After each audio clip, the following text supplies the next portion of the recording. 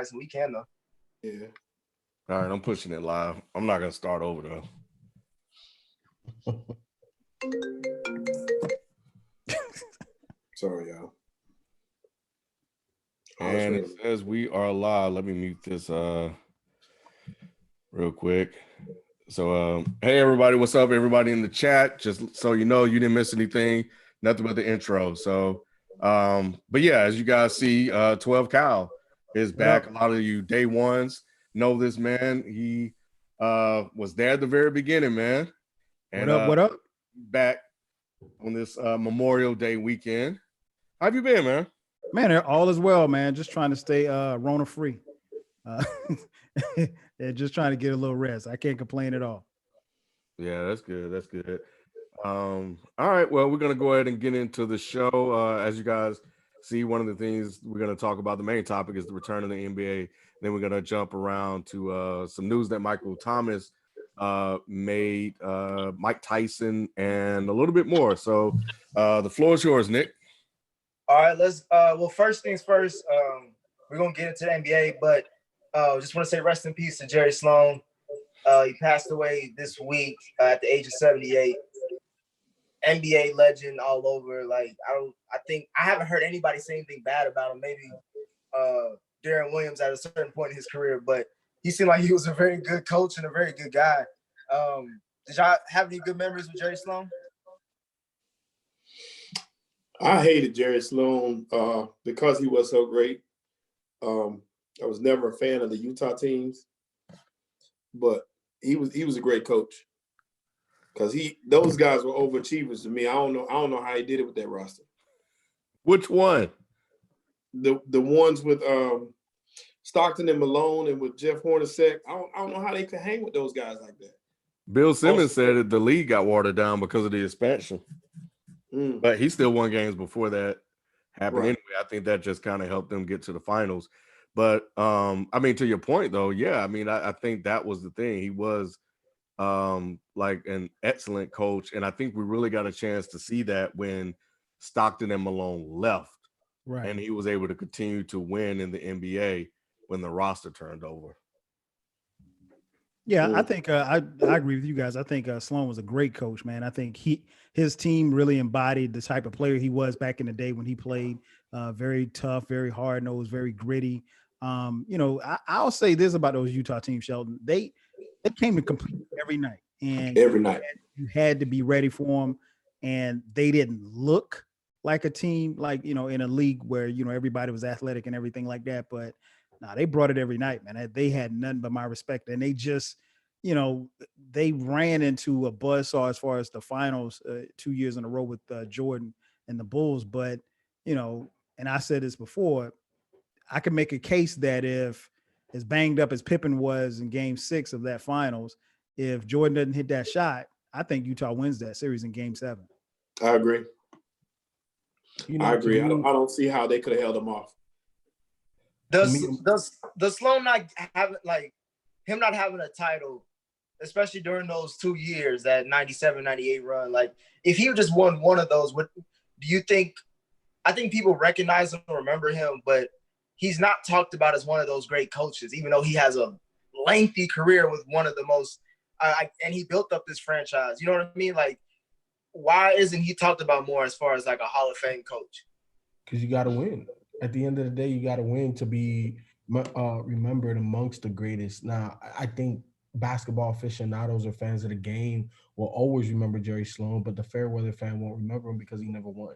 Right. It's unfortunate, but that's just the reality. Also, he wasn't really a rah-rah type coach. He kind of hung out in the background a little bit.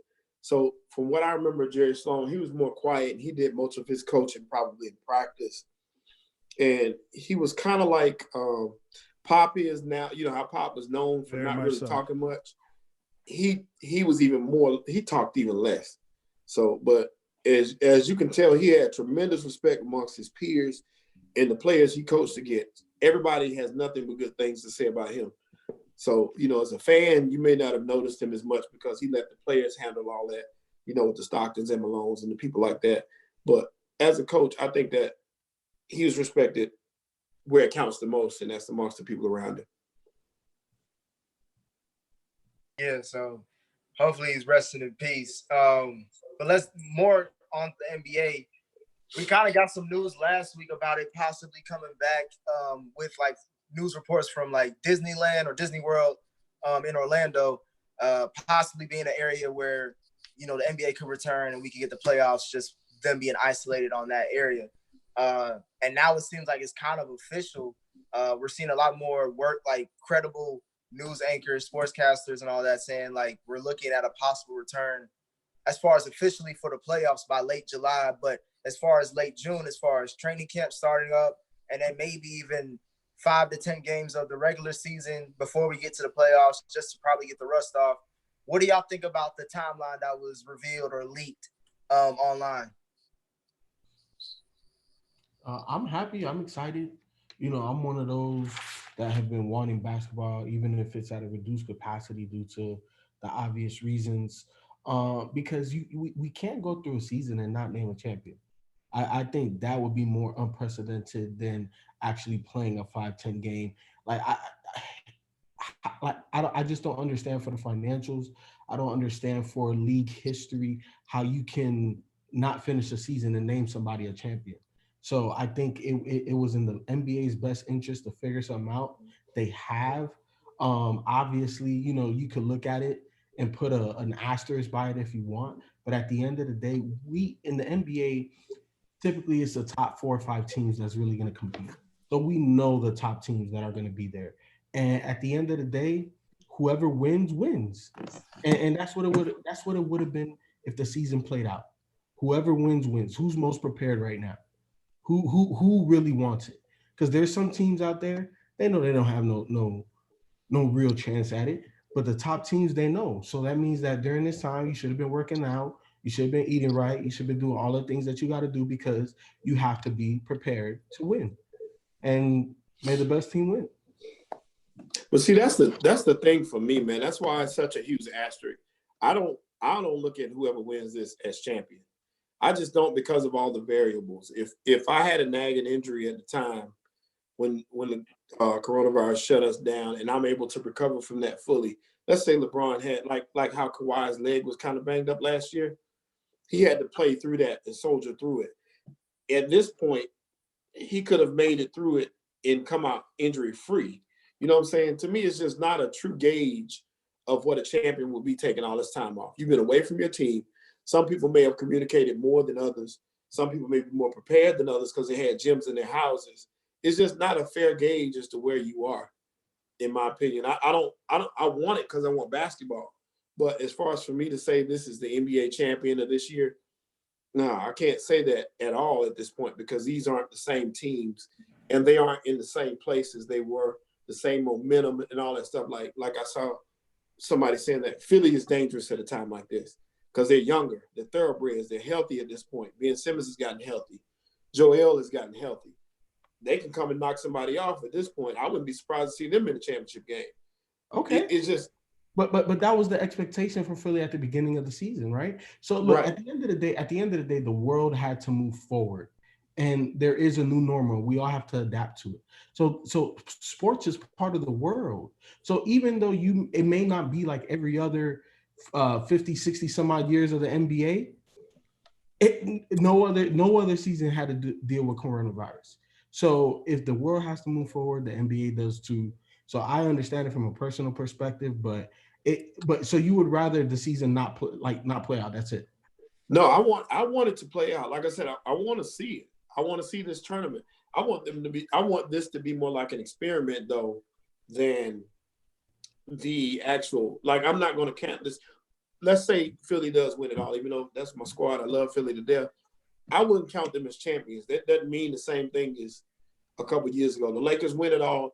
It doesn't mean the same thing for me as it would if they had won it and we had not been stopped by coronavirus. You know, outside elements do count, but when we don't have the same, I don't have access to my facilities.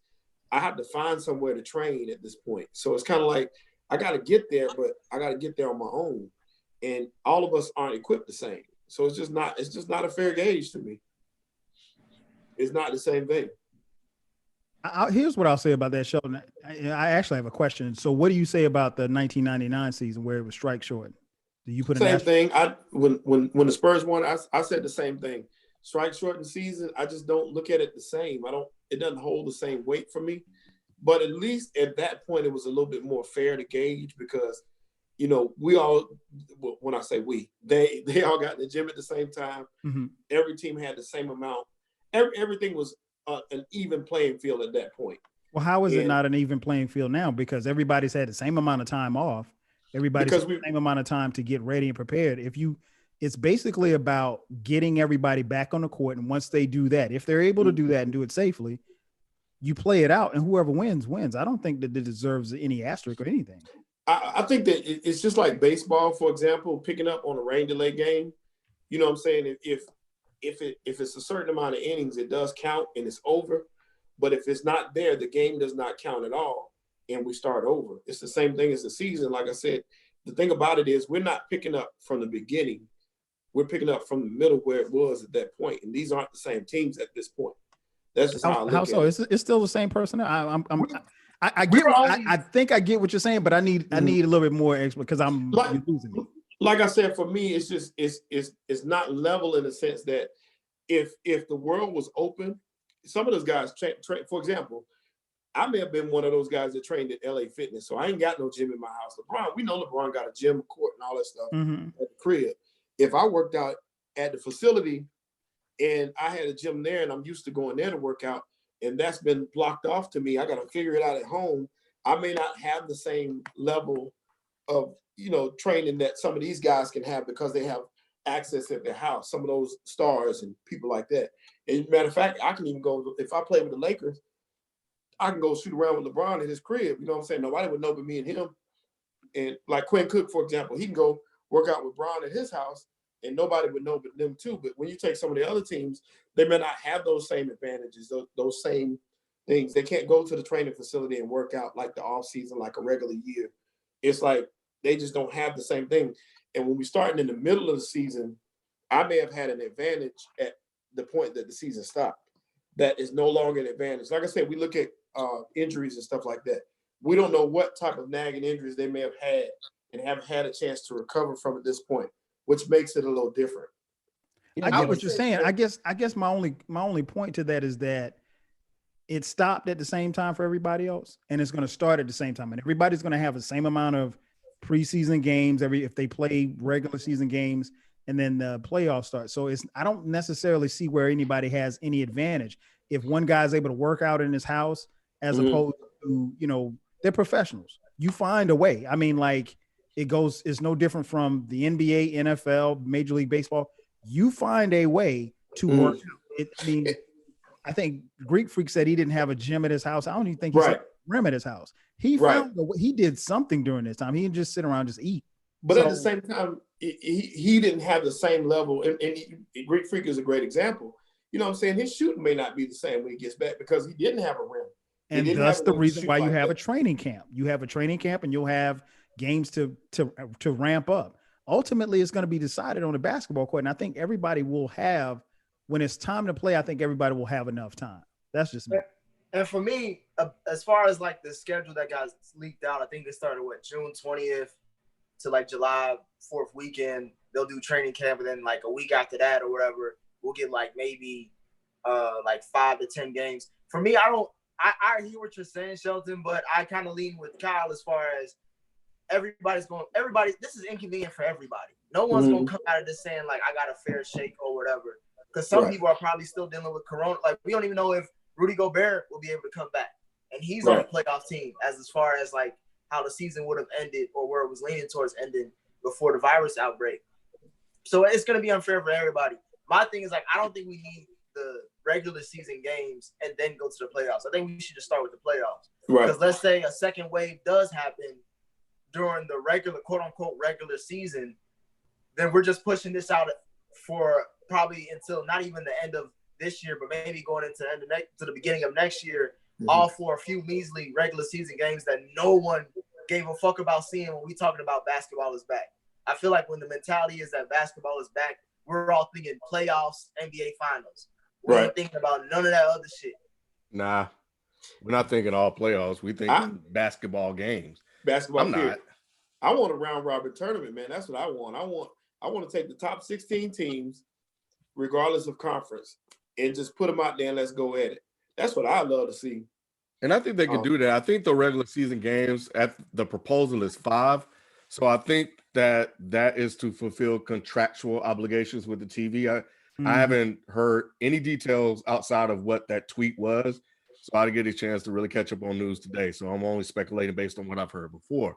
I think the 5 regular season games are for them to get back into basketball shape. Instead of jumping to the playoffs, they get 5 games to get themselves, up and going. And also to conclude, like the other teams that are left that's trying to fight for that 8th and 7th spot. It's for playoffs. Don't give a damn about the AFC, Ken. Come on, bro. Yeah, it's the teams that play. Let me tell you why you do.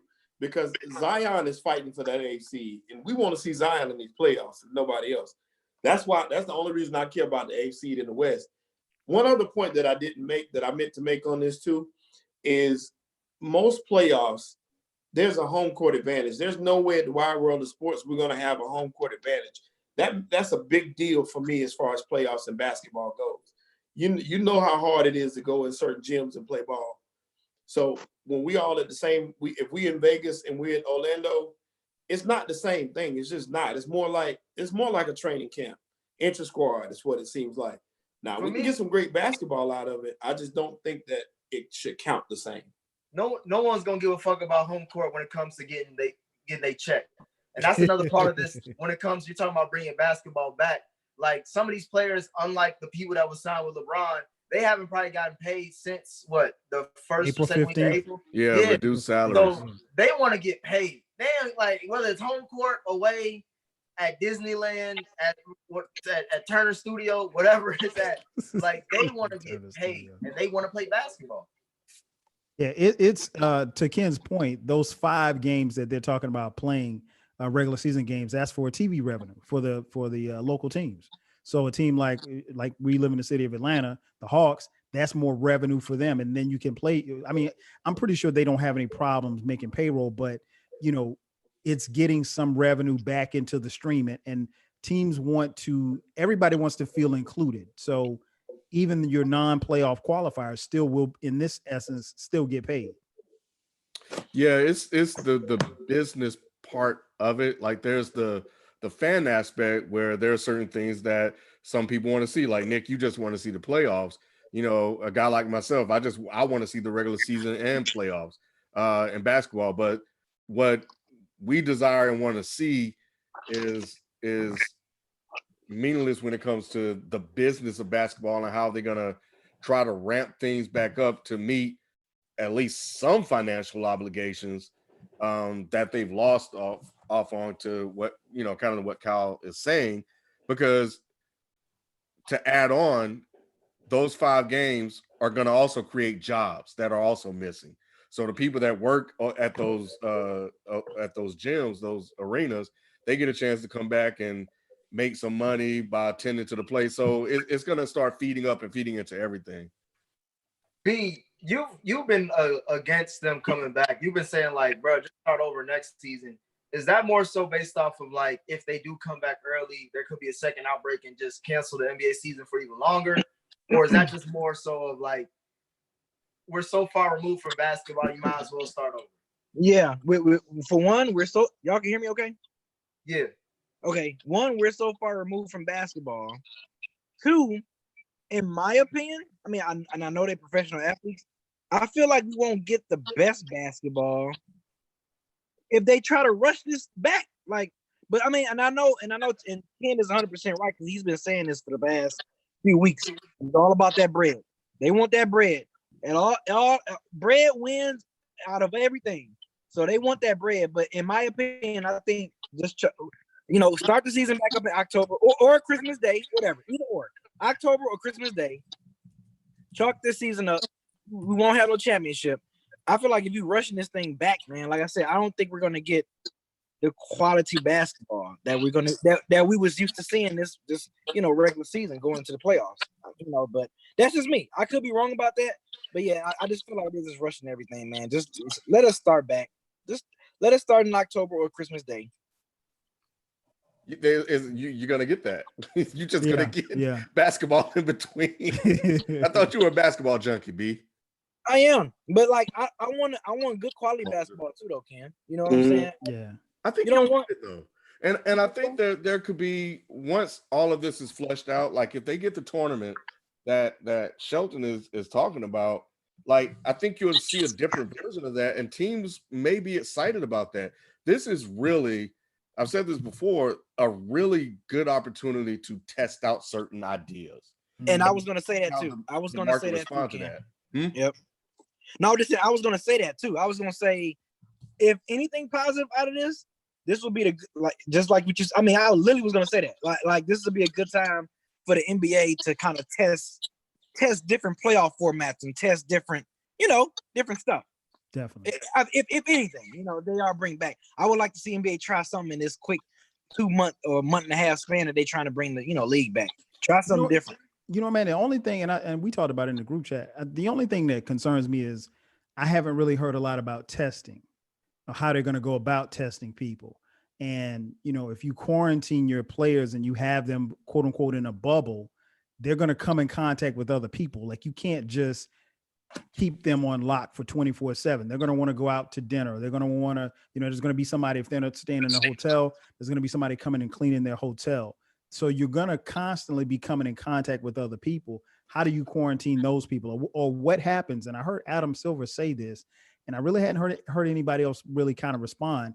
Adam Silver did a press conference, and he made reference to the fact that we are going to have to be okay with a positive test. Okay, so let's say one guy gets it.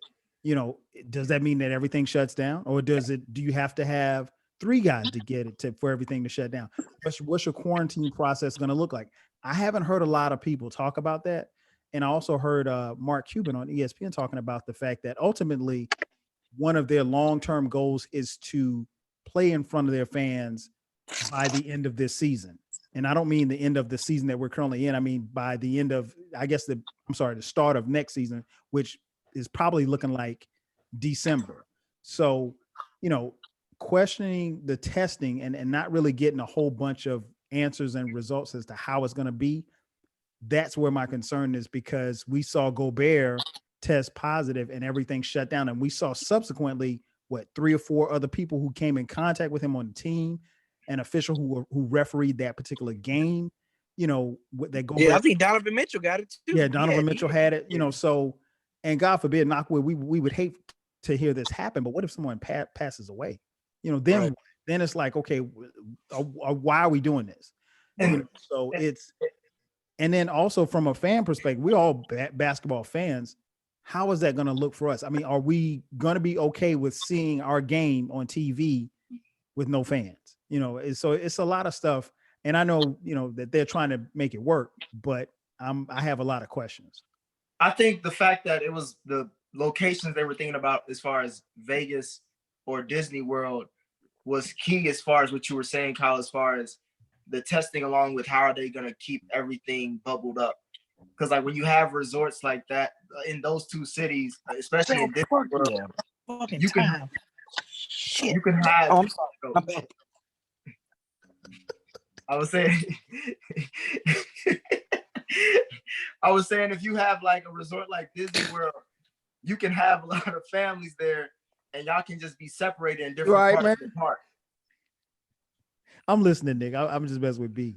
I heard what he said too. But yeah, I just think you could keep everything separated from that standpoint. Now, as far as the testing goes, when it comes to how many people it's going to take, it's basically like Kyle, sounds like you asking like how many eggs do we have to crack to make this omelet?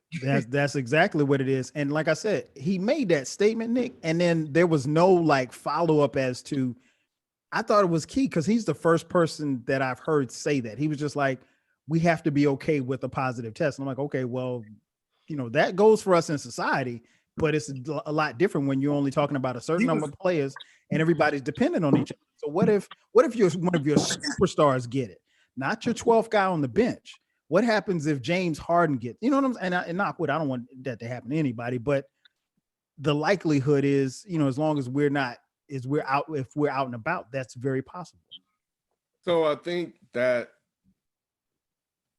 kind of going back to what Shelton is saying, like if James Harden catches it, if LeBron or Kawhi or somebody catches it in the finals, Eastern Conference Finals, first round or whatever, and they can't play, which is more than likely the case, that will impact the series.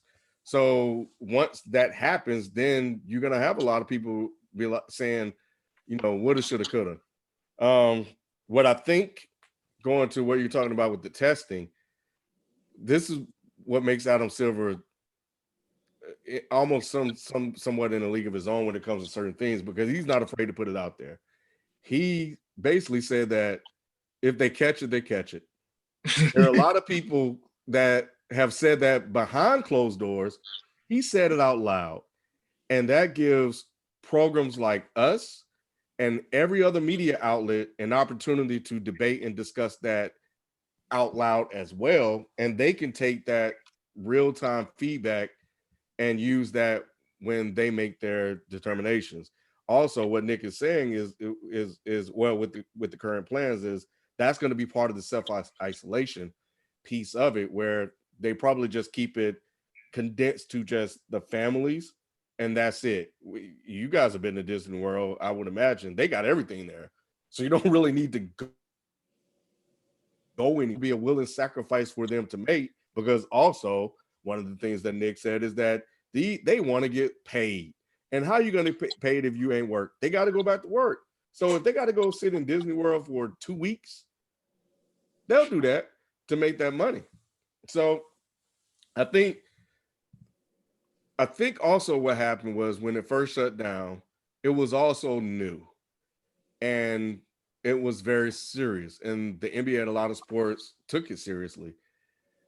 We're about 4 months or so later. They have a lot of information now that they didn't have before, including the results of what happened when Gobert tested positive and how it spread, you know, out among the people. So if they can self-isolate it down to the teams in the NBA and their immediate family and keep the fans out, it's a lot easier to control and contain it and deal with it. They'll also have to come up with some form of daily testing. The White House tests daily. So how much is that going to cost? And of course, what's the plan if somebody gets it? So I don't think they're going to shut down again if somebody tests positive. Not if one test. No, I don't think one test is going to stop them. How many do you think it'll take? It depends. It depends on who tests positive. That's it. It depends. If it's the 12th guy on the bench, hey man, we just gonna put him over here and let him deal with it. You know, I mean, of course they would be concerned, but it's really gonna be key if, you know, somebody big, one of their like LeBron, because they wouldn't want to jeopardize. Man, let me tell you something. If LeBron tested positive for corona, it's over. Yeah, the whole damn NBA. We ain't playing until he gets healthy. We're gonna take our ball and go home. That's what it'll be. What Hopefully, do y'all think about the 1 through 16 seeding format? I feel like that's being discussed a lot too. Are y'all fine with just the best 16 teams, no conferences, or do y'all want to see it a little bit more staggered than that? It goes to Ken's point. Like, this would be a good time for NBA to try something different. Like, in this very shorted comeback season, I think, let's try it. I mean, whether we disagree with it or we like it the way we've been liking it before, I think this is a great time if they do come back, you know, in Orlando. This would be a good time to try it, Nick. I just think this is a perfect time to test this. I told you my feelings on it. I would love to see that. We got some of our best basketball this year at the All-Star game, and I just thought the competition level was so high. Playing field was even. Of course, these weren't actual teams, but I think that the same thing will happen in the playoffs like this. We were asked in the chat which team will be hurt most by no home court. What y'all thought about that? I'll tell you mine. Oh, well, okay, so he's talking about just by not playing by playing at Disney World. Yes. It feels like it's going to be an even playing field for the most part. Who thrives the most off their home court? I have an opinion on that. Like teams like those middle teams, like the 4 or 5 games, those games meant the most. Like you take a look at in the West, you got Utah and OKC at the 4 or 5. You got Denver at the 3 and Houston at the 6. That makes a big difference for a Denver versus a Houston, for example, playing at home. I think games like that is where you'll see the biggest impact. The 1 through 8 in these 16 teams. But if we did 16 teams, they may not be 6, 7. They may be even lower and already out of home court. Because you got to factor the top. Good point. What I mean though is those teams in the position. Now, you're right. The matchups may be a little different than that.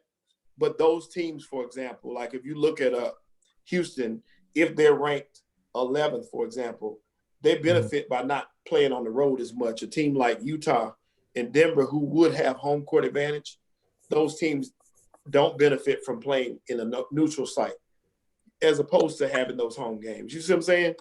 Because those teams get boosted. You know who suffers the most? Anyway.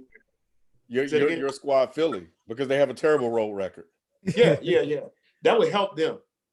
But the teams that benefit most from playing at home and having home court, like Miami, for example, Miami would benefit from there. Denver more than anybody is who I kind of key on as far as that. But I would say first, Miami fans don't show up to the games regardless anyway. So they don't even matter. I will say to answer your question, it'll probably be OKC or Utah. But to be honest, there's no fans there. So I don't think nobody's going to have any support. So it really just comes down to, nigga, if you need the fans to make you be good, then you probably is going to get knocked out first round anyway.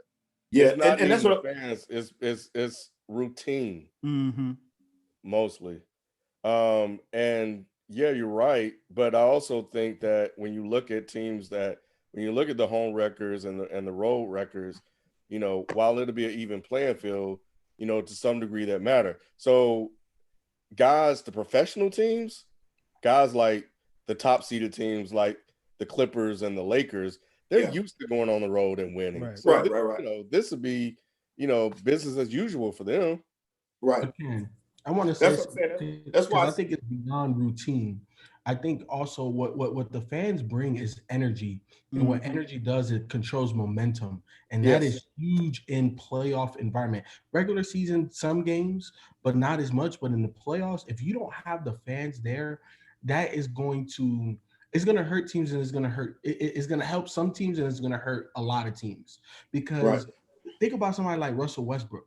Right. Like, yeah, he plays with his own energy, but he feeds off the fans, positive or negative. When he's on the road and them fans are booing, he feeds off that energy, goes even harder. As a player, especially when you play with a big crowd like that, you feed off of that can. And I think that the playoffs are going to miss something, Shelton, to your point overall. But at the end of the day, I think that they got to finish it. I think this is a good idea overall, but I don't know, man. It's gonna be weird watching it, and I don't know if I think we're gonna get some good games, but I think it's gonna be tough to. I don't know. Like I don't know if we get all of the effort plays that we always get. You know what I'm saying? Like because you feed off the energy of the crowd, and sometimes you may not have it by yourself. Let me ask y'all this. With them so-called putting an asterisk next to the Spurs 99 championship, do you think people going to be throwing that out there? If, they come out with a championship, is it going to be an asterisk next to it? I don't think so. Because, to be honest, I don't really know a lot of people that put an asterisk by the Spurs championship. They won. They don't remember it. Yeah, it wasn't their fault that there was a strike that particular year. Right. This is what we have. And they put an asterisk next to the Rockets championships too, though. You know what I'm saying? But that's people hating, man. I mean, they won it fair. Yeah, and I think, even to FIFO's point, what we'll probably be looking at is something that looks and feels like practice, because you just got guys running around. You hear you hear them chattering and talking and stuff like that. You hear the the sneakers and stuff on the court, but you don't hear any fan unless they pump noise into this arena. It's gonna look and feel like practice. So It's gonna be like summer league, an intense ass summer league. exactly. Yeah, exactly. that's it. Yeah, I like Great that point. because that means I can hear the shit talking. That's what I want to But hear. those games are competitive. Like I don't yeah, think it won't be competitive. I think Yeah, that'll be but competitive. I think it's just it'll be interesting to see how we as fans feel about what it is that we're seeing. For them, it's ball. It's I mean, we've all played basketball. It's just you hooping in a gym, and this time it counts. But I just think from us looking at it on TV, it's going to look totally different. Well, that's why while I don't disagree with what FIFO has said, I'm sort of also questioning. Like I understand the crowd and momentum is a real thing. Yes. But I also understand that once they become acclimated and adjust to it, the competition that they have within will hopefully be enough to sustain them. Now, will they be able to go on a 15-5 run if they're trailing? Like a crowd could help boost them to get that. But I think an experienced team that can win on the road won't be as impacted as a young, inexperienced team. Like Philly is the perfect example. They can't win on the road for shit. So I think they could suffer by not having home court advantage. Well, but to your point though, Ken, it's not really a road game for them going forward because everybody's on the road. Basically, you're not playing in your home gym. Right. You just got nobody cheering for you. Yeah, you just have nobody cheering. Yeah, and basically what FIFO was saying is the momentum part is correct. I think that we're gonna get some good basketball. We're gonna get some good games. It's just the momentum part, and like you said, that part will suffer a little bit. That during a run or when you need a big basket from somebody, that's what you'll be missing, and that could come from anywhere. That could be any team that's on. You know what I'm saying? Like I said, you take certain players from certain teams.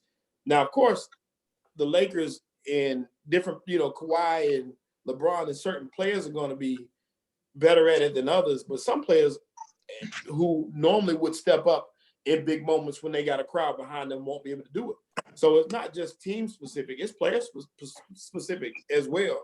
So you take a Kyle Kuzma, for example, he may not hit a big shot because he don't hear the crowd behind him. You know what I'm saying? So certain players that won't be able to get up for the moment, maybe in certain moments that others will. So do we have an idea as to when we'll get a final word on this? Because I haven't seen anything confirmed. They said they want to play by June 10th? So June 20th. June 20th is when they want to start. Officially. No, we haven't had any confirmation from Adam Silver or anybody. We're just stuff that's floating around. Okay. I mean, again, like I was saying, the information I was seeing as far as the schedule I put in the chat, that came from like a sports reporter from ESPN, I believe. Yeah, I never heard of Ashley Brooks in my life. That's why I was like, really? I know she got the check. No, I haven't. Yeah, she's be breaking news like this. A YouTube type tip.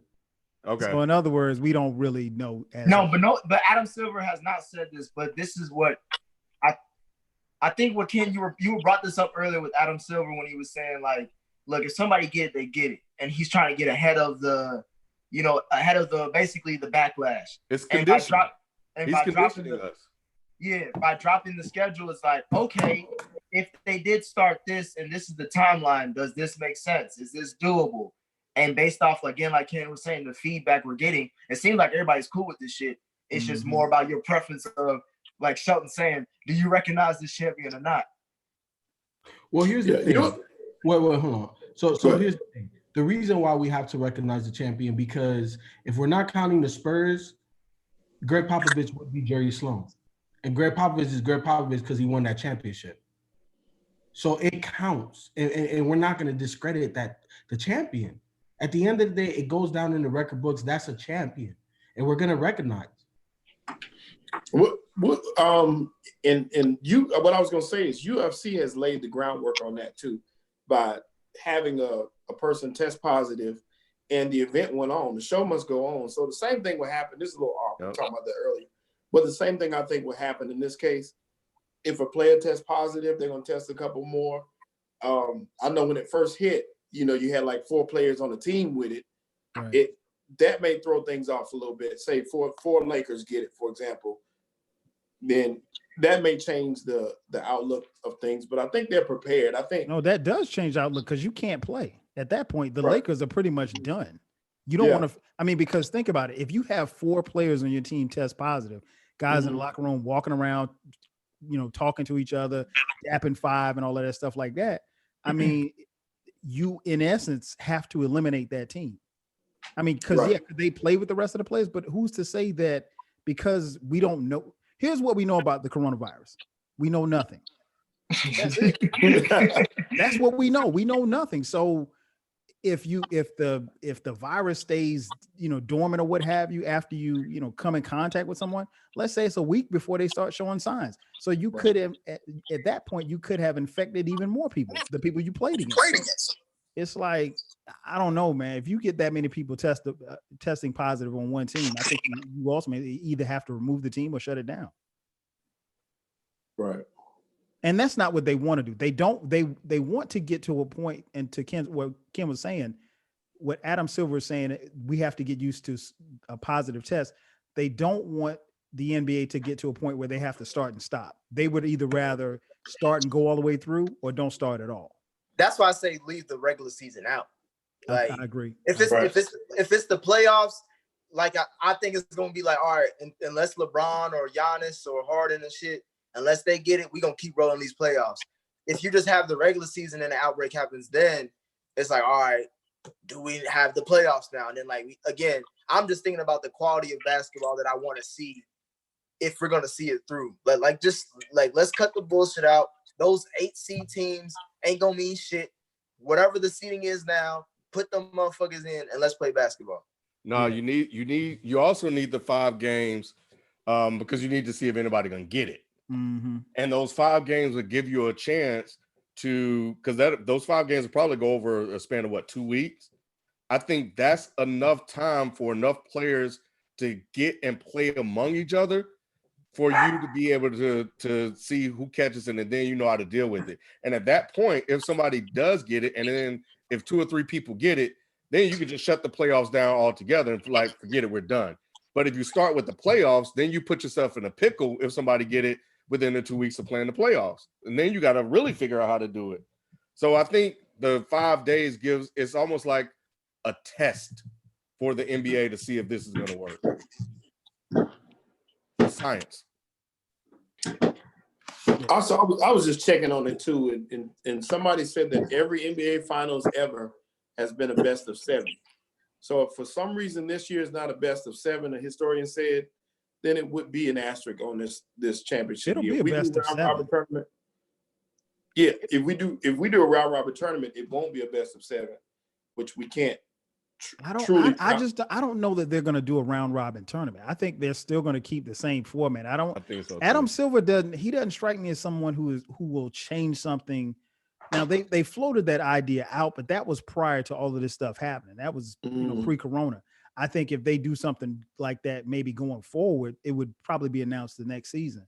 And I keep going back to that conversation that I heard Mark Cuban talk about, and he didn't come out and say it, but if you kind of read between the lines, he was really alluding to the fact that their eyes is definitely on the following NBA season, and they want to get to a point where they can have fans in the stands, because they could finish out this season, because keep in mind 80% of the season is done. So players have already gotten paid.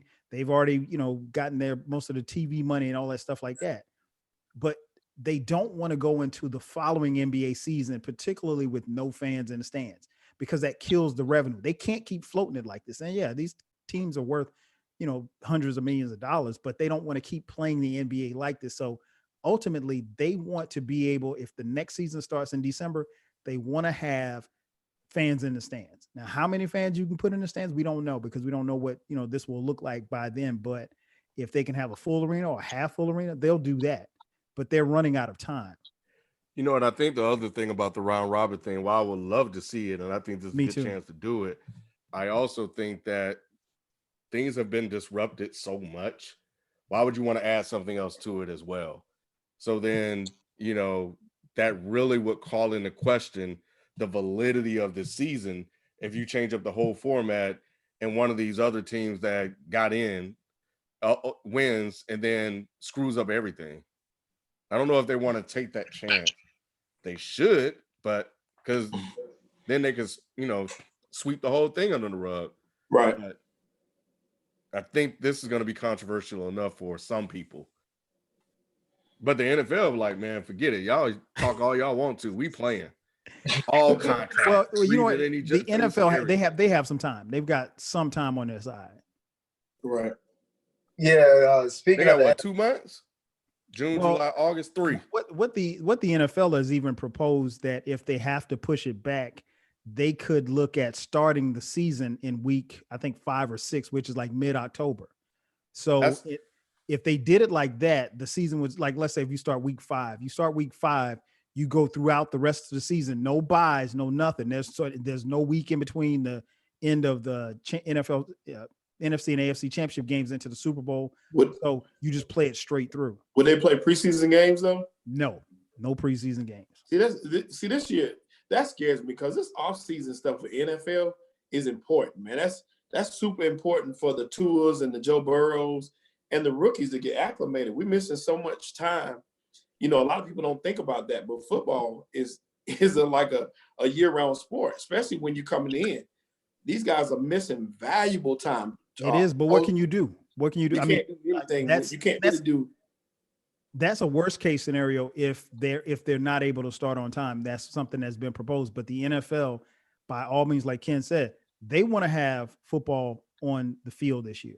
They're exploring how they're going to do it as far as the fans are concerned. Whether or not, if you want to social distance your fans, so your 80,000 seat stadium might only have 30,000 people in it. I don't know, but they want to have football this year and they're determined to do it. And like I said, the thing that they have working on their side is that they have time. They have time to figure things out. I want to know what the business continuity plan looks like for the NFL once somebody catches it, because you're saying October, Kyle, worst case scenario. Mm-hmm. We all know that's when 6th season begins. Right. Everybody catching everything. So it sounds like it's only going to be a matter of time before somebody catch it. But that's usually based off of as we go into the NFL and the conversation about the league. But that flu season, I'm thinking more of like that's also dealing with people going back to school. A lot of like kids and stuff like that. And so far from what I've heard, that's even looking questionable as far as what does fall look like for high school, middle school coming up in a few months. They're trying to push them kids back to school.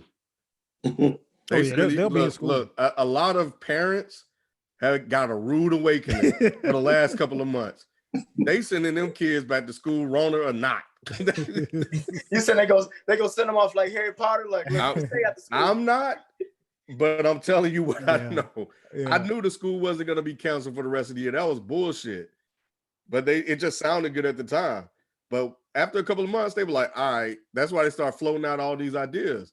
Well, they want to send these kids back to school, man. It's a trickle down effect. I mean, I think the other thing that's going to be interesting as well, what I heard about the Major League Baseball is that they won't do 162 games. They were doing like 82 or 60 something. Yeah, 82. I would really love to see that, because I think that's something that a lot of you guys have been talking about, especially about the length of the game and why don't they shorten the game.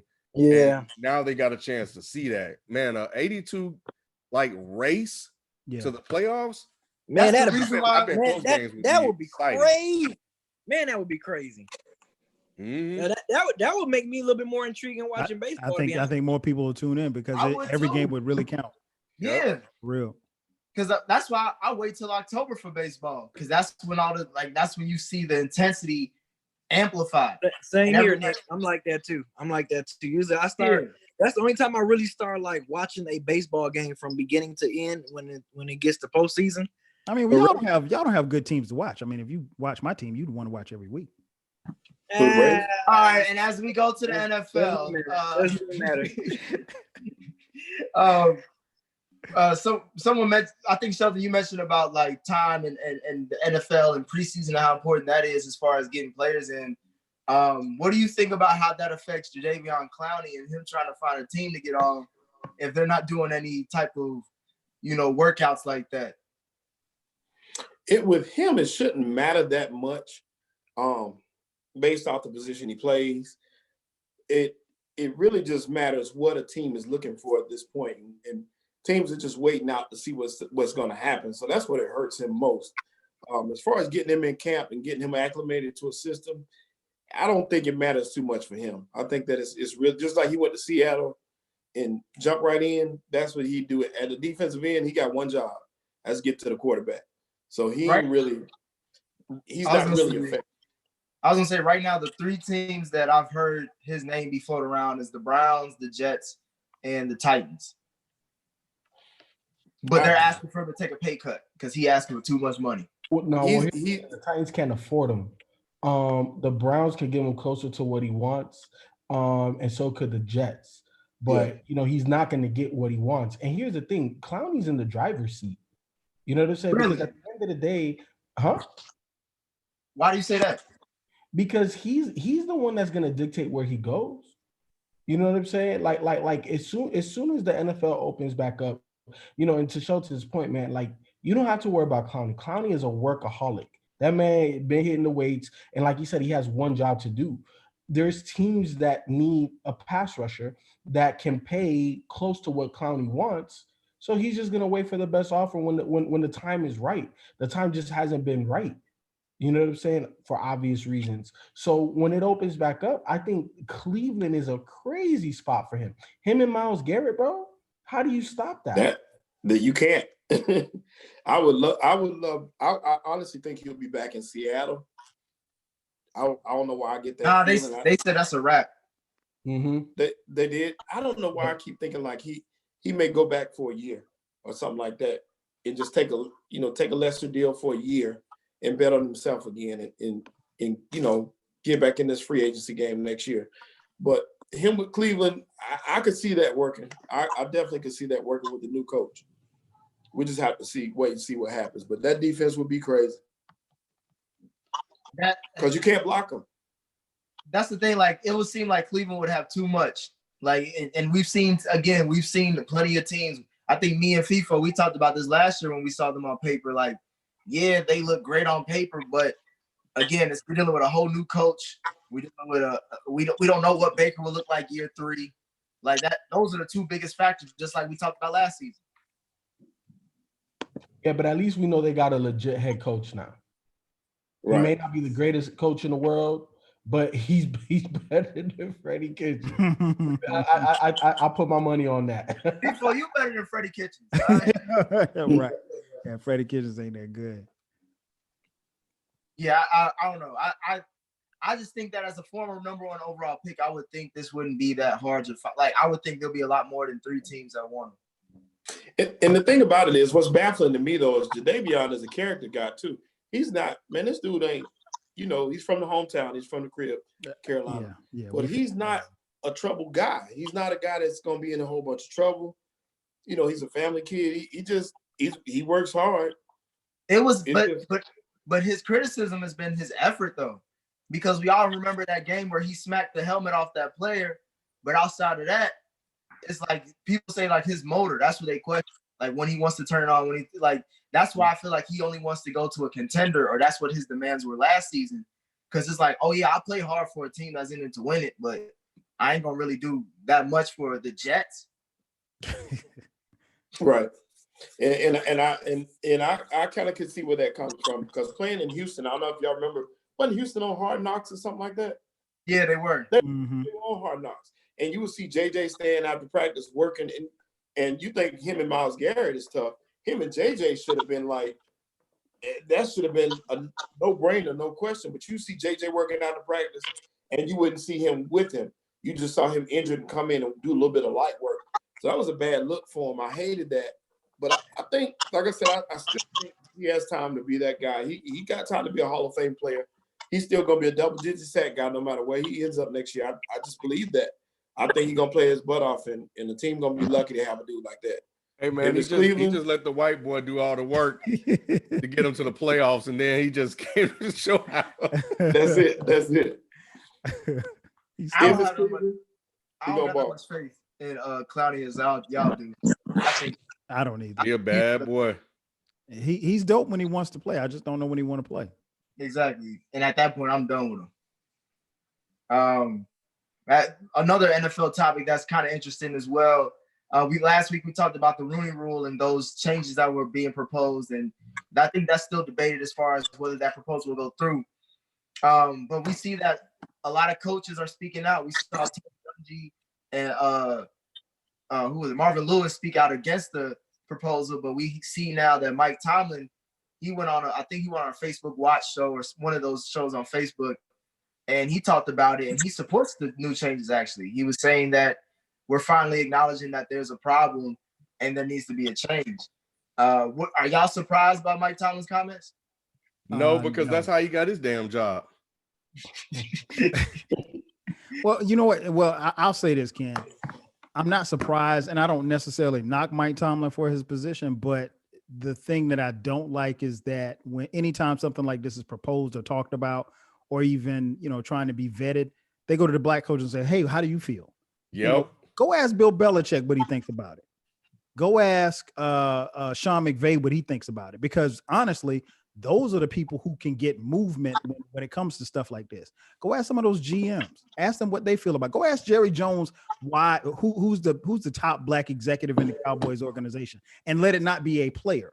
So, no, don't ask. I mean, that's like, you can't ask the black man about an affirmative action.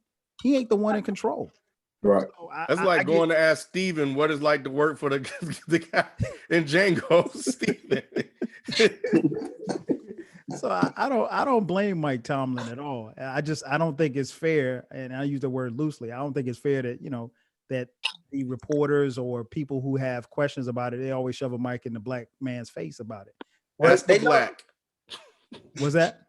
Ask a black. Yeah, That's what they do. Yeah. I mean, ask the people who are in charge. Go ask, ask some of these GMs. They can't ask Bill Belichick about it because he was willing to cheat regardless. So you giving him an incentive to get some more draft picks. He like, hell yeah, it's gonna look like the Million Man March when the next time. But I don't know. I was surprised. Like, I didn't think that he would support it as much because of the scrutiny that he gets. You would think that him, like, I don't know, Ken, if you joking or not as far as how he got his job, but you would think he would have got his job based off his merits and his personality, and he was just the candidate for the position. But so if you incentivize that, like Coach Mike Tomlin gets criticized regardless for being a good coach, let alone if you added the affirmative action shit onto it. You know what I mean? No, I wasn't joking. It's the truth. They picked him because he got the Rooney Rule interview. So he's seen it work. Like, we have evidence that it works if they don't already have a guy in mind. Because I think they were going to hire Dave Wannstedt. Dave Wannstedt. Dave Wannstedt. They were going to hire him. That was the guy that they wanted. And then Tomlin, they had to do the Rooney Rule. They interviewed Tomlin. They were like, "Oh, I like this guy." And the Steelers do whatever the hell they want to do anyway. Yeah. So they were like, "All right, well, we'll just hire him." But other organizations don't do that. And that kind of goes back to what I was saying last week, is that if the owners really think it's that much of a problem, why should they go get permission from other owners to do it? They should lead by example, as the Steelers did years ago. And it's Nick, it's about relationships, and it's about, culture. And, the NFL, they preach culture and they preach all this other stuff. But, you go look at these last few hires that have been made in this last coaching round with the NFL. These guys that are tied to somebody, I'll use the Giants as an example. They took a guy who had never been a offensive or defensive coordinator. Yeah. Head coaching position. Now, the knock for us black head coaches or the reason why blacks were being hired as head coaches is that, you have to be a coordinator. This guy was never a coordinator. He was the special teams coach for the New England Patriots. Now, you tell me what that does for you, other than the fact that he was under Bill Belichick's quote unquote coaching tree, and the same goes and you look in college, Nick Saban. If you're under the Saban tree, those guys get hired. So when is there going to be a Mike Tomlin tree? When is there going to be another black coach, their tree? And if you don't have those type of relationships or have that type of stuff going there, then, what are you doing? I mean, the Giants, and I'll use the Giants again as an example. The Giants won 2 Super Bowls under a black GM. So, and he's retired now. So where's his tree? So you shouldn't, like Ken said, you shouldn't have to go to other owners and say, well, we'll do this in case. You shouldn't need incentive to do the right thing. Just do the right thing. Let me ask you this, because we know it's a lot of what we've seen. The evidence of the last couple of years has been a lot about relationships, connections that people know, and those connections and relationships just happen to be white. And that's kind of just the way the system is. So with that being the case, and it operates like society traditionally does for people, is that necessarily a racist thing, or are they just going by the societal norms that they operated with? Conditioned, is that the word you're looking for? Well, I was just thinking societal norms. Like, this is just what they've always done. So it's not like they're intentionally not hiring Black people because they're Black. It's just that, oh, I know a guy that know a guy. Oh, I heard good things about him. Yeah. I think it's my thing to that is I think it's 50-50. I think that we have 32 teams. You have 32 different owners with 32 different personalities, 32 different methods and ways of going about things. And some of those guys are hiring good old boys on purpose. Some of them, I think, just like you said, they're not thinking about it from a race standpoint. They're just doing what's familiar to them. And it's both. It's a little bit of both. I think. Go ahead, Shelton. No, go ahead. I was gonna say, I think it's just the system itself is it can move along without any type of disruption, meaning that the system itself was created for the good old boys. So after generations, you may not even think about it, you just grew up in it, and you just cycle in, cycle out. We always talk about the NFL as like a revolving door. Well, if most of the people that walked in are white, then a lot of people that's going to be revolving is white. You know what I'm saying? Until you add more brothers in there, and throughout the years, there has been some, and some have had great success, like Tony Dungy and Mike Tomlin. But again, we only can think of two compared to the rest. So I think it's just more about the system has been Lovie set. Smith is another one. Yeah, Lovie Smith. I was just talking about, did he win the championship? He went to the Super Bowl. No, he lost.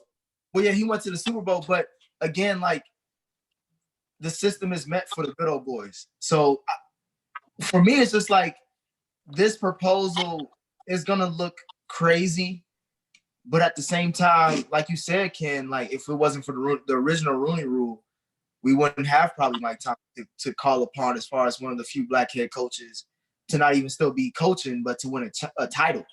So how, like, it's hard to pick as far as like, what do you really want out of the situation? Again, I go back to the question last week. It's about jobs and respect. And well, you want both. I mean, ultimately, and even to your point about Mike Tomlin, Tomlin's in a difficult situation because if he barks at the system, then they could push him out. If he goes along with it, then or remains silent, then it could be looked as a form of weakness amongst his peers, amongst his Black peers. I mean, we all know that Eric Bieniemy is the guy. Eric Bieniemy is the guy, the next guy up. Basically, we have seen what Patrick Mahomes has done under his influence. But how many times have you heard people talk about the Kansas City Chiefs offense and they mention Mahomes and Andy Reid, and they don't mention Eric Bieniemy? You see what I'm saying? And so I've heard this idea floated around that possibly, Bieniemy could be staying in Kansas City for when Andy Reid retires, but we don't know when that is. And he'd be foolish to sit around and wait for it because I don't know when it's going to happen. I think that's a false report because I feel like they're trying to do the same. They're trying to spin it like, what's the guy named McDaniels, Josh McDaniels for the New England. Like to your point, like we hear about his name as an offensive coordinator more than Eric Bieniemy. And we already know all that success is really Belichick. Right. And then what happens is that we have a go round like we had this past year with the coaches. And then the first thing they do, they say, well, hey, Eric Bieniemy, what do you think about the fact that Blacks didn't get hired this go round? And what is he supposed to say? He can't say what he really feels because he doesn't want to mess up the next bag that's coming. You know what I'm saying? And he doesn't. He also wants to stick up for his other fellow brethren in the coaching industry. So it's like it's a double-edged sword. But nobody ever asked Bill Belichick that question. I tried to think about why he wasn't getting the job, though. I still, even though he's black, I'm trying to think of reasons why he wouldn't be hired. The only thing I can think of was, hey, did he call those plays in Kansas City? Yeah, he called the plays. And you know what? So not only did he call the plays, but again, they won the Super Bowl. He interviewed twice with the Giants and twice with your Panthers, and the Panthers hired a guy from Baylor, a guy who never coached before in the NFL. That's BS to me. And that's what I don't get now. Now with my squad, for example, I look at them and I'm saying, like, I just don't think Tepper is a race kind of guy. I just don't see him being that way from what I know of him. I would never call someone a racist that I didn't know personally, Shelton. But what I'm saying is that when you get rid of guys like Cam Newton, you get rid of some of those guys on the defensive side of the ball who were quote unquote outspoken personalities, and you bring in all of these other guys, it doesn't look good. But check this out. But even check this out for me. Like we talk about, like, for example, the Panthers. Jerry Richardson to me was the biggest racist out of any of the owners. He straight up said, "Hey, he ain't coming in here getting all these tattoos." Remember, he said all this stuff about Cam when Cam came. Jerry Richardson was hardcore dude in that matter. So when Tepper came in, he kind of loosened up a little bit. He was a little looser. When I say racist, I mean a race kind of like where he's thinking about, let me hire the white guy or the black guy. I just didn't think he was that way. And him letting go of Cam hurt my feelings because I like Cam. But once again, we brought in Bridgewater. So it's like, it wasn't like you replaced the black. Yeah, but we know when it comes to blackness, Cam is a little different than Cam is Stephon Bridgewater or Steve Urkel. All right, that's what it is. my only thing with that, though, and once again, timing was awful. Yeah, but Cam was injured, man, and we don't know what Cam was going to be this year. We still don't know what Cam is going to be. Yeah, that's what I'm saying. And again, I'm not calling David Tepper a racist or anybody in the Carolina Panthers organization. Time will tell, but you're on the clock. And that's what I say about all these owners. They're on the clock because nobody should have to offer you an incentive to do the right thing. Just hire the best candidate, but you can't tell me you're going to hire Ken when you've already promised somebody else the job. Ken doesn't have a shot. All he's doing is just to fill in a quota of going to the interview. And it's been that way for far too long. And again, we used to see a lot of recycle coaches. Now we're just seeing bums. Just people who really have no, and this season will show some of these guys have no business being NFL coaches. Right. Freddie Kitchens, no business being an NFL coach. He had no business being there. He's a coordinator at best. Right. But time will tell. It's going to show. Time will reveal all of this. Yeah, we'll just have to wait and see. I have another sports topic to talk about. I want to get B's thoughts on it. Bro, Mike Tyson back, man. They talking about the contracts is coming up within the next couple weeks to decide who, this week, decide who he fights. You excited? No, I'm not. No, I don't want to see. I don't want to see a 53-year-old Mike Tyson box, man. Let's not forget the last time we saw Mike Tyson at the tail end of his prime or past his prime fight a Lennox Lewis, and look how horrible he looked. And even just before he even so-called retired, when he initially hung up his gloves, how bad Mike Tyson looked. Now, granted, he says this is the best he felt, but of course, any fighter's gonna say that, to try to sell some stuff. And it's the best I felt in a long time. Like, dude. And I'm pretty sure they're gonna try to have him fighting someone in his age bracket. He's not gonna go out there and fight. Who's in his age bracket? He gonna fight Tito, the UFC. Yeah, he's gonna fight some guy that's probably in his late 40s that we probably never heard of before. Come on, man. Tito Ortiz. I don't know if he'll fight him. I don't know. Come on, man. He's not gonna fight these world champions, ranked number 2, 1s and 3s in the world. He's not going to fight these guys. They're going to put him up against somebody we probably never, ever even heard of before. And it's just, I'm not, why? I am not excited about seeing the 53-year-old Mike Tyson fight, man. They were talking about it being. I'm like, hey, Nick, I'm like, this quarantine got folks tripping. They really got folks desperate out here to see any damn thing. And y'all really want to see a 53-year-old Mike Tyson out here fighting just because he got some videos, Mike Tyson looking very sharp in training. Training is a whole lot different than when you out there and the dude hit you back. Somebody hit you know back. what I'm saying? Right. It's a lot different. Anybody can look good hitting mitts. Hell, shit, I can look good out there hitting mitts, throwing jabs, right hooks, and uppercuts and stuff. Ooh, man, be ready. But when you go out there and go up against these top-notch guys, it's different when they hit you back, man, and they bobbing and weaving and all that stuff, man. It's completely different. Did you see that video of him and Evander Holyfield? Where he's giving him back his hand? It looked like it damn near looked like a In Living Color skit or something. I was just like, really? Are they really serious? I'm like, come on. And then Evander didn't even look as sharp as Mike Tyson did, but I'm just like, really? Come on now, y'all. Stop. People are really entertaining this. Stop it. Y'all, this quarantine got y'all bored, man. I thought it was a joke at first, man. I did too. It looked like a joke. It looked like a joke. It reminds me of remember the Chris Brown versus Soulja Boy, how they was hyping that up like it was gonna happen. And I'm like, man, come on, whatever. But I was like, damn, it might actually happen. But this one, it seems like it's even taking it further. Like, he's serious, everybody's serious. He's talking about he's got a bunch of people that want to fight him, and they'll, pick out the best one, I guess. That shit gonna be like it's probably gonna be hilarious. If anything, it's probably gonna be like an exhibition. Exhibition. I don't think it's gonna be like and I don't think it's gonna be like no titles and nothing on the line or nothing like that, man. Like, okay, so the operative question is, if something like that happened and it was free, would you watch? Yes. I mean, probably so, because it ain't I'll pay $10. Kyle, it's nothing else on TV. You know what I mean? I didn't ran through Netflix and my Amazon Prime and all that shit. Like, it ain't nothing else. So yeah, I would probably watch it if it's free. Yeah, I'll probably okay. I don't got nothing else to do. Quarantine. Let me look at this. My man Jay in the chat room said he's desperate for live sports. He said this month he watched NASCAR for the first time.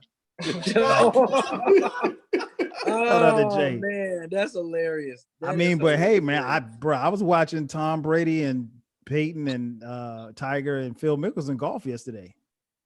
I watched he back. Hey, yeah, I don't want to say he back. He back. Now I just speak on that. Hey Kyle, now I just speak on that. What up? I really think after this, I feel like PGA needs to take pointers from that, because that would be so cool if you can mic up these golfers, or and I don't know. I feel like that whole charity thing. I think PGA can do that. They should start doing that, man. Like, I actually liked it. I thought it was pretty cool. More interesting. Yeah, it would make golf a little bit more interesting. Change it up. Let's stop going through this whole old ways and this old, this historic tradition and stuff. Like, switch some stuff up, man. These folks that's been watching golf since the 60s, they're dying out. You know what I'm saying? They are. I mean, they are. So you need to start thinking about the future and thinking about like another generation of people that are watching golf. We don't want that same commentary. We don't want. It's just make it interesting. Make me be interested in watching. I'm pretty sure there's a lot of folks that feel the same way. It's like if they had stuff like that, the way they was doing with Tom Brady and all them, I mean, I'll be like, oh shit, let me watch this on this Saturday afternoon. Like, that would be kind of interesting, It was pretty good. I must say so. It was pretty good. They were relaxed. Tiger was out there in shorts and everything, and they were talking trash. I thought it was cool, man. But again, golf ain't for everybody. But I watch golf. But that was pretty cool. That was pretty cool. If they start doing that in a lot of these events, man, it would make it interesting. I think it would be more compelling, just to see what these golfers saying and what they thinking and get some different commentating. I mean, Jesus Christ, the commentators act like they standing right next to them, talking all soft and low. Right. It's like, wait a minute. Man, y'all in the damn booth somewhere. Barkley was on there with the jokes, man. It was funny as hell. Barkley had jokes. Yeah. So let me ask since Jay brought it up, let me ask everybody, what's the worst thing you watched during this quarantine? Korean baseball. Cornhole championships. What? Hey, cornhole is the rich man. You sleeping on cornhole? Cornhole fun. Hey, Ken, tell him. Ken, hey Ken, tell him how serious cornhole is. What, for real? Cornhole I just can't believe he watched it. No, the playing is great. I'm talking about watching the championship. Okay, I got you. What about you, Ken? What's the worst thing you watched during this quarantine? I haven't watched anything bad since quarantine. I haven't either. I've been Netflixing, and I'm like Okay. B. I've been on Netflix, Prime, Hulu. Yeah, me Killing too. that shit. Me too. Yeah, me too, man. I have not watched any sports or tried to watch anything sports wise that I was, interested in watching. What about you, FIFO? Nah, just like being Ken, I haven't watched anything that's been bad since I can pretty much pick everything I've wanted to watch. So Okay. bad. Nick, Yeah, well, I was saying Korean baseball was the worst thing I saw. that's the answer I was waiting on. And Ken, I was gonna say Tiger Woods ain't back until he got 2 white women under his arm. All right. He had a white man. That ain't enough.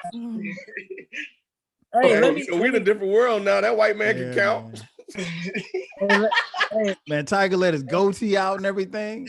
I was like, wow, look at Tiger out there. Hey, so let me. Are we wrapping up?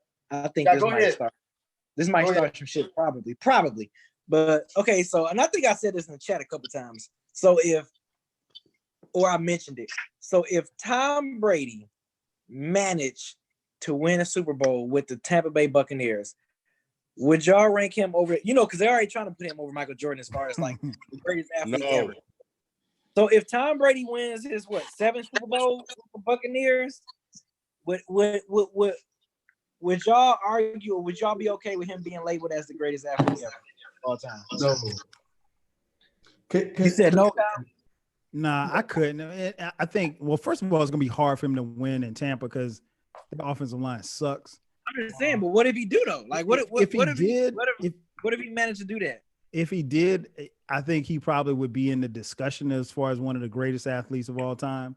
But I personally, because like I have a hard time putting Brady over Montana because I saw prime Montana. And Montana, you go back and watch those years that Montana won. Not only did he win, they smoked everybody. Like there was no Brady, and it's no knock to Brady.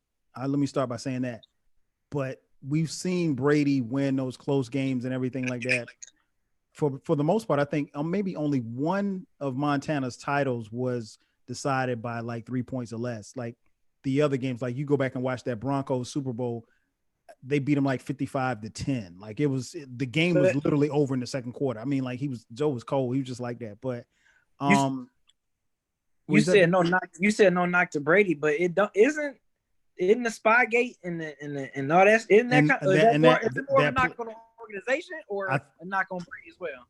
It's a knock on Brady as well because he's a part of it, and I think he was, Spygate more so than Deflategate. I think Spygate was that I can't give him a pass for that because he knew what was going on. So if he got his 7th ring, he'd probably be in the discussion, but I couldn't put him up there. I couldn't put him in like.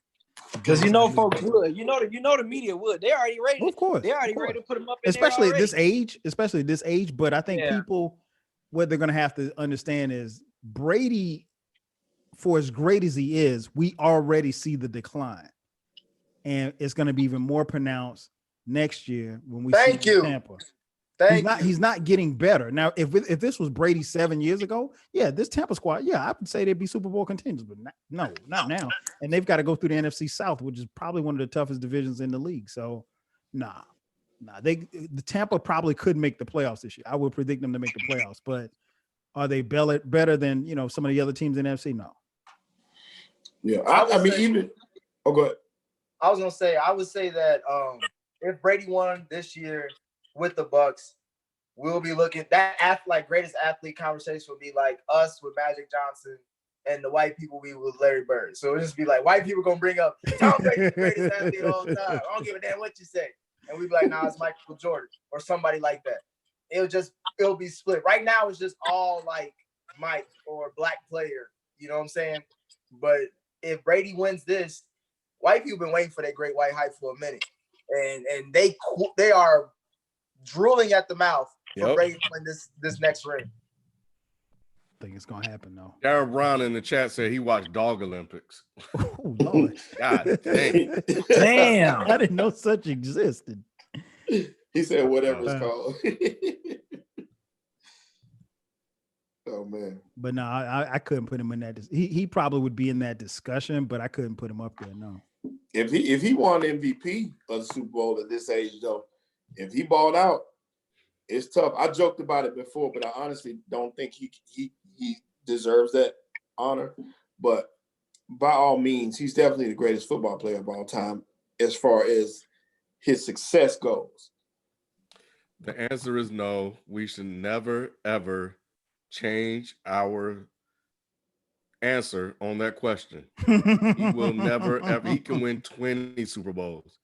He should never, ever, ever be better than Michael Jordan. That is we got to die on that hill. I'm calling all arms. Yeah, I'm right We got there. to hold on to that one. Well, because even in his own or like his former city, Boston, like Bill Russell won 11 titles or whatever, like 30 times. Like no one ever said he the greatest athlete of all time. Like Right. And it's not like he was out there balling.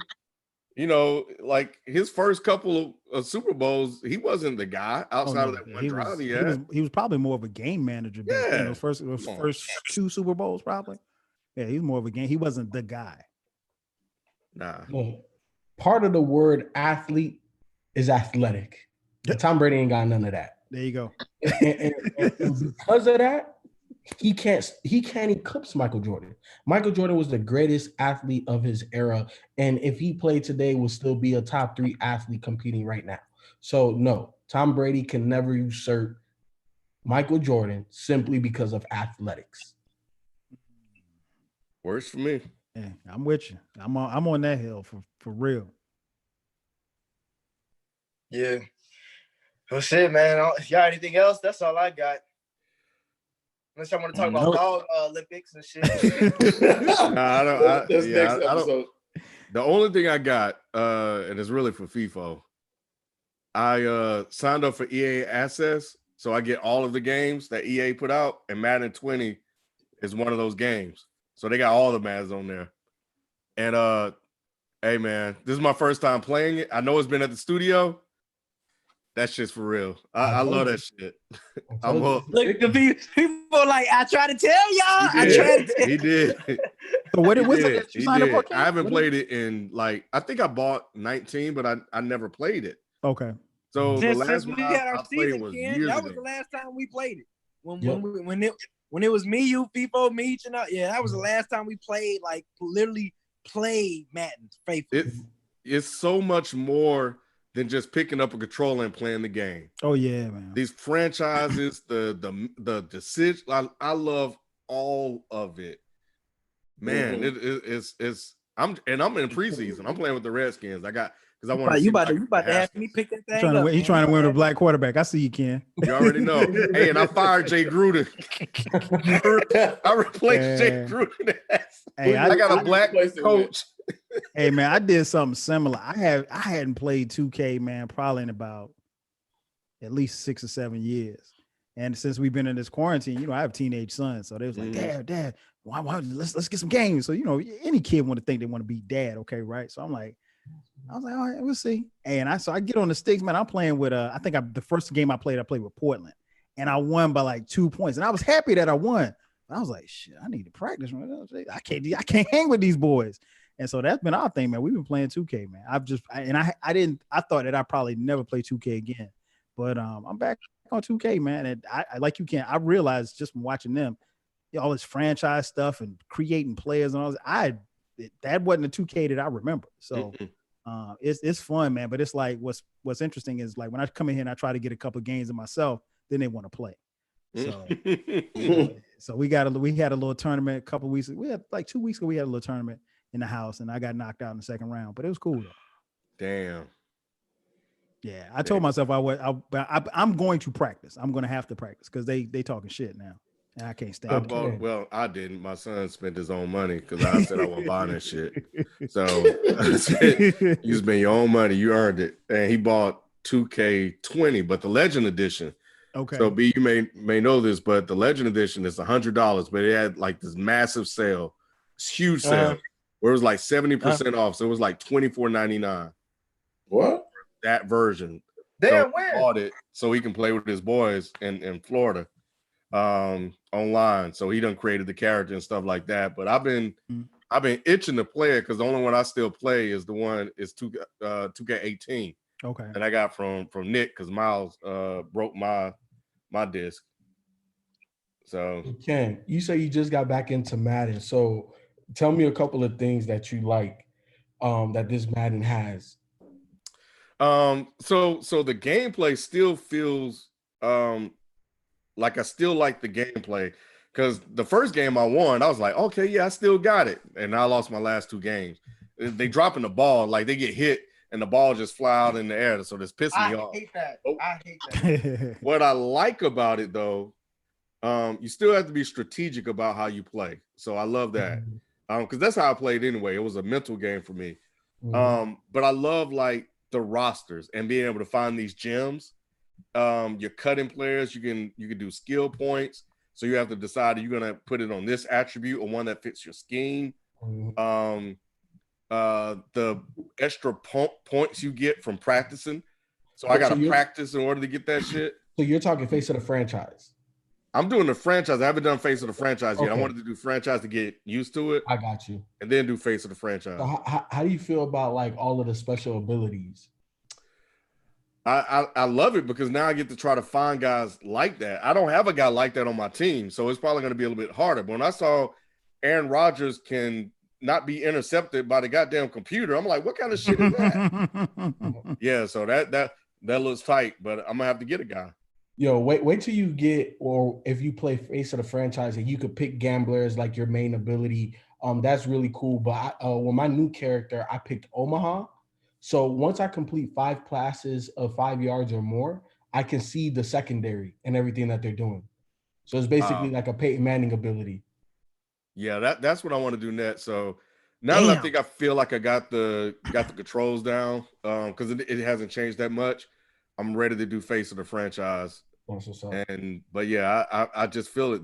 I was playing it while I was editing Is the Mic Still On? And I'm like, oh, I'm hooked. Yeah, I'm hooked. Yeah, I haven't done franchise mode. I've done face of the franchise. So I think we were talking this past weekend with Spike Lou about that because he got his own league. I'm gonna get into that this week because I love this. This is probably my favorite Madden so far. I'm interested to see how 21 will look like based on like how this whole outbreak has affected everything. Will they even have it processed out, or will they give us like an update through Madden 20? You know, if they don't have a season or if they have a delayed season. I don't know. The video game's gonna be on time. Is interesting. And I'll talk a little bit more because I think I'm gonna swing by Dead and Gaming tomorrow. I'm gonna swing through to talk about it a little bit, B. That is Uncharted 2. I finally finished that. I know y'all gonna talk about the sequel thing. On Dead and Gaming. So y'all watching, twitch.com/ is it twitch.com, twitch.tv? It's twitch.tv/Dead and Gaming ATL. Yep, swing through 7:30 p.m. They go live every Tuesday. And I'm gonna come through. But yeah, that's really was the only thing I wanted to talk to FIFA about, Nick. So I think that's it unless anybody else got something. No, I don't got nothing. Good. Cool. Julian Serene, try my team mode on. Okay, I got you, Julian. All right. Well, anyway, Kyle, man, always, man. For sure, man. Definitely, brother Kyle. We'll be. Hey, B, we got to get on the golf course, man. Man, we do now. We got to. I mean, it's wide open. There's gonna be plenty of social distancing going on, so we got to get on the golf course now. Hey, I'm down to join. Let me know. Oh, for sure. Yeah, we definitely got to do it, man. Especially it's not too hot just yet. So it's not too hot just yet, and I'm not working I'm working, but I'm not like working every single day for 8 hours or whatever. So gotcha. Yeah. We can definitely do that. Well, thank you guys. Everybody that's watching for coming through. Jockin 2277 said we saved this Monday. Glad we can help out for the hour or so that we've been here. Nate Morris, appreciate all you guys for stopping by. Haley Race. I mean, we can't do a weekly live stream without that person coming through spewing nonsense and disrupting Very the interesting. chat. It's like a weekly tradition. Hey, man. Also, tell those people, everybody that's listening in, man, please tell somebody to watch us going forward. We need all the support we can get, man. So please let somebody else know if you can. Appreciate you. Yes, please do that. So that's going to tell a friend. You guys next time. We out. Peace. 5 Gs.